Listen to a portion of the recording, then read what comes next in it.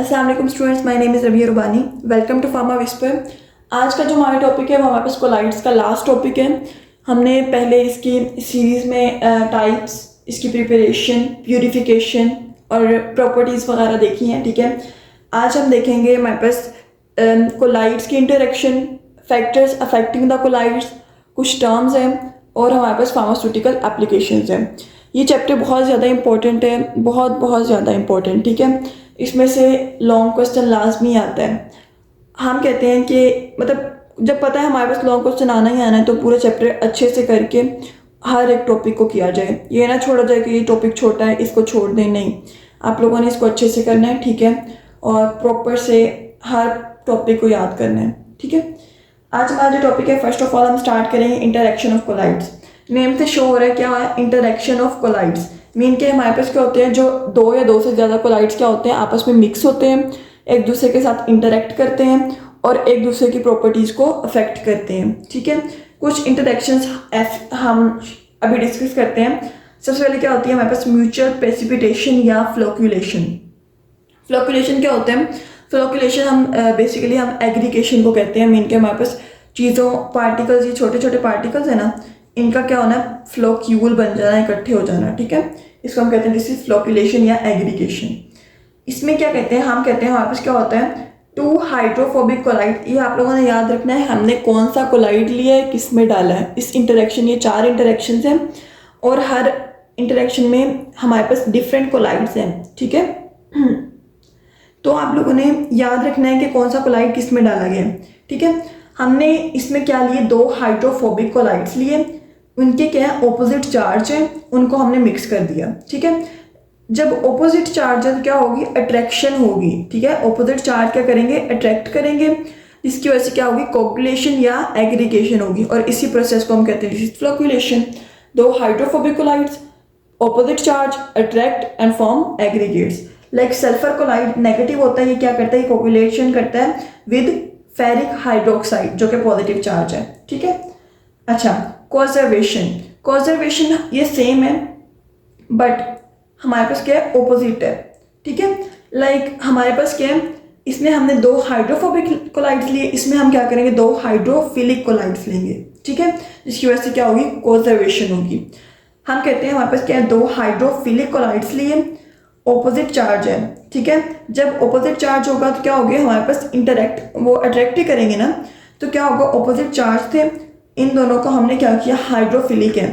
तो जब ये मिक्स किए क्या हुआ, उनके दरमियान क्या हुई, इंटरेक्शन हुई। इंटरेक्शन की वजह से क्या हुआ, हमारे पास 2 लेयर्स बन गई। ठीक है, एक अपर लेयर, एक लोअर लेयर। ठीक है, इसमें कोगुलेशन नहीं हुई, क्यों, क्योंकि वो हमारे पास थे हाइड्रोफोबिक, वाटर से डरने वाले। क्या हुआ, उन्होंने अपना एक एग्रीगेट बना लिया, जबकि ये क्या है हमारे पास, वाटर लविंग। तो क्या करेंगे, ये हमारे पास लेयर्स बना लेंगे। अपर लेयर को कोलाइडल पुअर लेयर, ठीक है, लोअर लेयर को कोलाइडल रिच लेयर। और ये जो लेयर्स में डिवाइड हो जाना है ना, ठीक है, इसको सेपरेटिंग मतलब सेपरेशन होना है, इसको हम कहते हैं this is conservation, this is reverse to flocculation.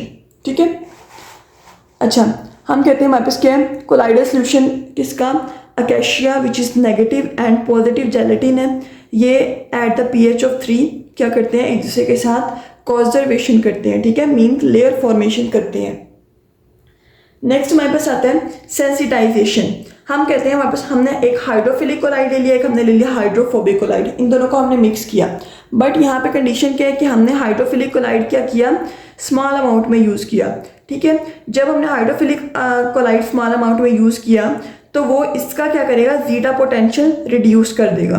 जब इसका जीटा पोटेंशियल रिड्यूस हो जाएगा तो क्या होगा, ये हमारे पास क्या बन जाएगा, सेंसिटिव बन जाएगा। ठीक है, मेक सेंसिटिव फॉर इनस्टेबिलिटी, इसको हम क्या कहते हैं, सेंसिटाइजेशन। मीन के उसको क्या कर देगा, अनस्टेबल कर देगा, अगर हमारे पास क्या होगा, लेस अमाउंट में यूज़ होगा।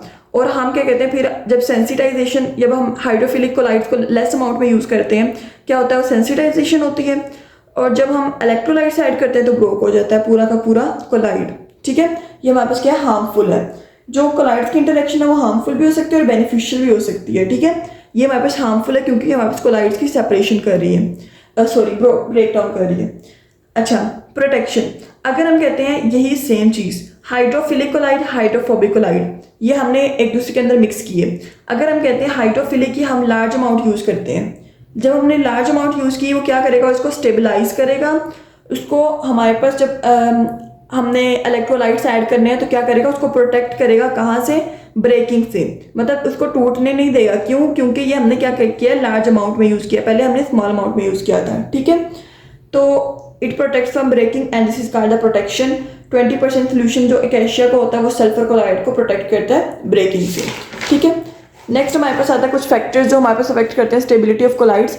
जो कोलाइड्स की स्टेबिलिटी होती है वो बहुत ज़्यादा इंपॉर्टेंट होती है। क्यों? क्योंकि ये हमारे पास बहुत ही मतलब हमारे पास डिफरेंट प्रोडक्ट्स बनाने में, उसकी शेल्फ लाइफ, उसकी क्वालिटी को मेंटेन करने में, उसकी हमारे पास डिग्रेडेशन वगैरह सारी चीज़ों को मेंटेन करने के लिए ज़रूरी होती है। ठीक है, तो हम कहते हैं इसकी जो स्टेबिलिटी है उसको मेंटेन करना बहुत ज़्यादा ज़रूरी है। इसके लिए कुछ फैक्टर्स होते हैं जो इसको अफेक्ट करते हैं। सबसे पहले होता है प्रेजेंस ऑफ चार्ज। अगर हमने एक कोलाइड की स्टेबिलिटी को मेंटेन करना है तो हमारे पास क्या होना चाहिए, सरफेस पे चार्ज का प्रेजेंट होना ज़रूरी होना चाहिए। ठीक है, जब हमारे पास क्या होता है, चार्ज नहीं होता तो क्या होता है, एग्रीगेशन होती है। क्योंकि जब चार्ज होंगे ना सरफेस पे, या पॉजिटिव या नेगेटिव होगा, ठीक है, और दूसरे कोलाइड पे भी वही होगा, क्या होगा, इनकी रिपल्शन होगी, तो क्या होगा, इनकी एग्रीगेशन नहीं होगी। बट अगर हमारे पास चार्ज ही नहीं होगा तो क्या हो जाएंगे, एग्रीगेट हो जाएंगे। ठीक है, पीएच, पीएच ऑब्वियसली हमें अफेक्ट करेगी। जब पीएच चेंज होगी तो क्या होगी, इसकी हमारे पास चार्जेस की डिस्ट्रीब्यूशन चेंज होगी। चार्जेस की डिस्ट्रीब्यूशन चेंज होगी तो हमारे पास रिपल्शन और अट्रैक्शन का फिनोमिना होगा, जिसकी वजह से क्या होगी, इसकी स्टेबिलिटी भी अफेक्ट होगी। ठीक है, टेम्परेचर, टेम्परेचर भी अफेक्ट करता है ऑब्वियसली, इससे बात करेगा ना। हम कहते हैं कुछ मतलब केसेस में क्या होता है, जब हम टेम्परेचर को इंक्रीज करते हैं तो क्या होता है, पार्टिकल्स क्या होते हैं, आपस में एग्रीगेट कर जाते हैं, जो कि हमारे पास अनस्टेबिलिटी को इंक्रीज करते हैं, इंस्टेबिलिटी को। ठीक है, जो हमारे पास क्या करते हैं, इंस्टेबिलिटी को इंक्रीज कर देते हैं।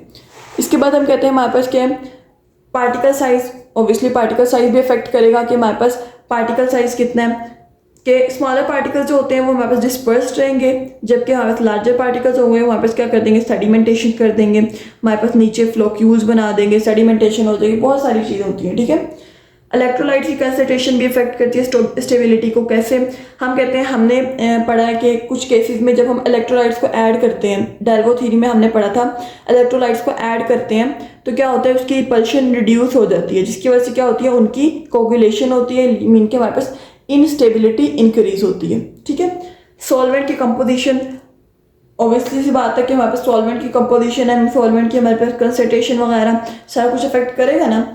या अगर हमारे पास बहुत ज़्यादा, हम कहते हैं कि सॉल्वेंट की कंसंट्रेशन को ज़्यादा कर दिया जाता है तो क्या होता है, तब भी हमारे पास इफेक्ट पड़ेगा। अगर कम कर दिया जाता है बहुत ज़्यादा नॉर्मल से तो तब भी हमारे पास क्या होता है, इनस्टेबिलिटी कॉज होती है।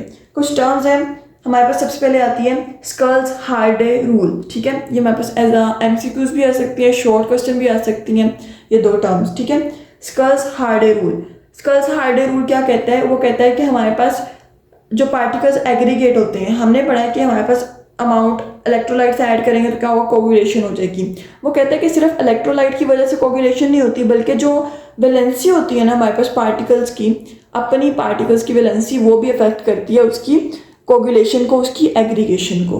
ठीक है, गोल्ड नंबर, गोल्ड नंबर क्या होता है, हम कहते हैं कि हमारे पास, हमने पढ़ा था कि हम जब हाइड्रोफिलिक कोलाइड को ऐड करते हैं हाइड्रोफोबिक के अंदर, ठीक है, तो क्या होता है, हाइड्रो मतलब हमने प्रोटेक्शन में पढ़ा है पहले ही, अब इससे पिछले टॉपिक में इंटरेक्शन ऑफ कोलाइड्स में हमने पढ़ा है कि जब हम हाइड्रोफिलिक को ज़्यादा यूज़ करते हैं इन हाइड्रोफोबिक तो क्या होता है, वो उसकी स्टेबिलिटी को इन्हांस करते हैं। ठीक है, तो हम कहते हैं कि नंबर ऑफ मिलीग्राम्स मीन को उसको प्रोटेक्ट करते हैं ना, तो वही प्रोटेक्शन की कितनी प्रोटेक्शन हुई है वो डिटरमिन होती है गोल्ड नंबर से। ठीक है, कि हाइड्रोफिलिक कोलाइड्स ने हाइड्रोफोबिक कोलाइड को कितना प्रोटेक्ट किया है, विच इज कौन डिटरमिन करते हैं, हमारे पास गोल्ड नंबर डिटरमिन करते हैं। Number of milligrams of hydrophilic colloid, कि हमारे पास हाइड्रोफिलिक कोलाइड के नंबर ऑफ मिलीग्राम जो कि हमारे पास प्रिवेंट करते हैं precipitation of 10 ml of gold solution. ये हाइड्रोफोबिक है ना, तो जो कि हमारे पास प्रिवेंट कर रहे हैं प्रेसिपिटेशन को, ठीक है, by addition of 1 ml of 10% NaCl, mean के by the addition of electrolyte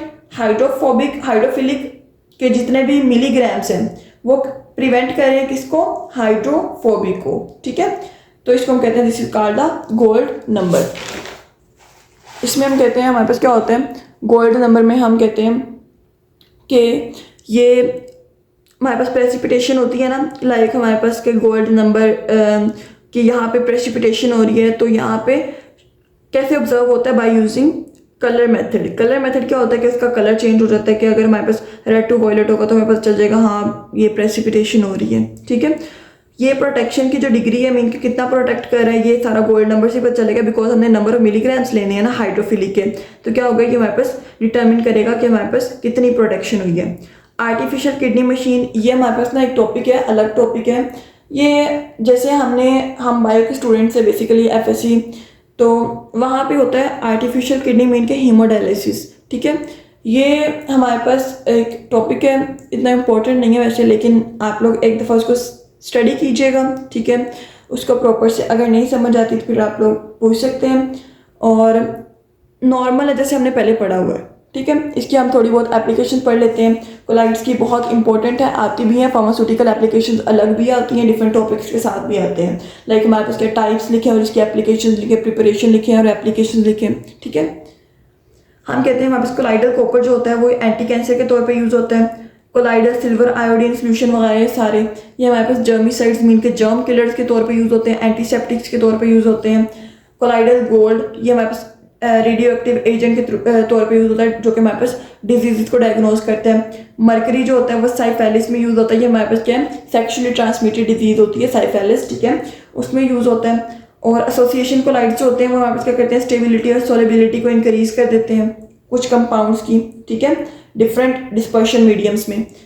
iron dextran complex ये आयरन डेक्स्ट्रान कम्प्लेक्स ये हमारे पास क्या होता है, ये कम्प्लेक्स बनता है बाय डिफरेंट हम एडिशन से, ठीक है। तो फॉर्म हाइड्रोफिलिक सोल, तो ये क्या कर देते हैं, ये मिलकी क्या बनाता है, कम्प्लेक्स क्या होता है, हाइड्रोफिलिक सोल बनाता है, जो कि हमारे पास एनीमिया की ट्रीटमेंट में यूज़ होता है, ठीक है। तो इसके बाद हम कहते हैं जो कोलाइडल ये इसकी जो कोलाइड्स वगैरह होते हैं इनके क्या होते हैं, थेराप्यूटिक एजेंट्स होते हैं। Silver colloid, germicidal, copper colloid anti cancer, mercury colloid anti syphilis वगैरह। कोलाइडल सोल्यूशन होते हैं क्रीम्स, ऑइंटमेंट्स, लोशन वगैरह में यूज़ होते हैं, जो कि हमारे पास क्या करते हैं, स्किन में ड्रग डिलीवरी को इन्हांस करते हैं। ऑफ्थैल्मिक प्रिपरेशंस को बनाने में इस्तेमाल होते हैं, मीन के हमारे पास जो आइस में यूज़ होती हैं।